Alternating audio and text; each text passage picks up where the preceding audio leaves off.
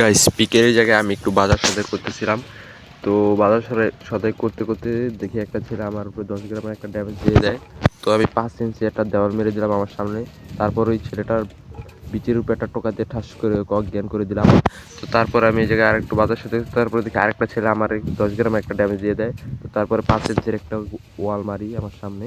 তো 5 ইঞ্চির একটা দেওয়াল মেরে হালকা একটু প্রোটিন খেয়ে নিতেছিলাম।